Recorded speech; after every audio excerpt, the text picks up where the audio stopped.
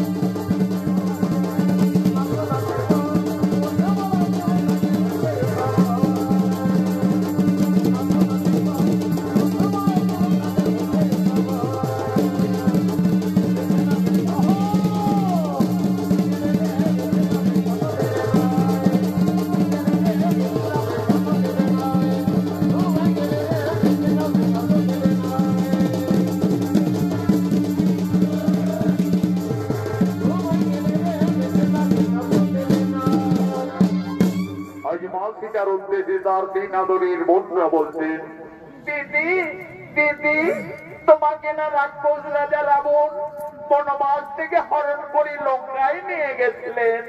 দিদি সকলেই বলে ওই রাক্ষস রাবণের নাকি 10টি ভয়ঙ্কর মাথা ছিল, 20টি হাত ছিল। দিদি বলো না, সেই রাক্ষস রাবণ দেখতে কতই ভয়ঙ্কর ছিলেন।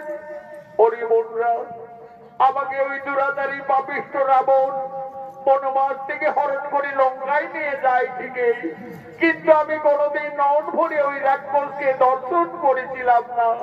তবে হে, আমাকে যেদিন আকাশ পথে হরণ করে নিয়ে যায় লঙ্কায়, সেই দিন সমুদ্রের জলে ওই ভয়ঙ্কর দানবের রূপটি দেখেছিলাম।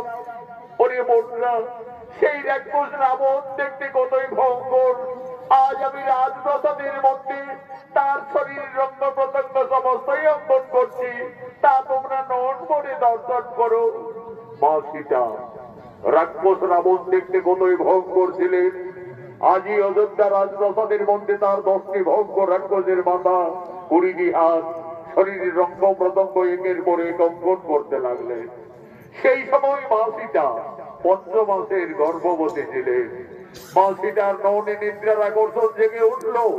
সেই রাক্ষসের ছবি অঙ্কন করতে করতে মা জানকী তার উপরেই নিদ্রা যাপন করিলেন। দিদি, পাণ্ডবী দিদি, ওই দেখো আমাদের সীতা দিদি রাক্ষস রাবণের ছবি অঙ্কন করতে করতে নিদ্রান্বিত হয়ে গেলেন। আমাদের সীতা দিদি 5 মাসের গর্ভবতী, তার বিশ্রামের খুবই প্রয়োজন। চলো দিদি, ততক্ষণে আমরা রাজপ্রাসাদের অন্তরালেই যাই। চলো।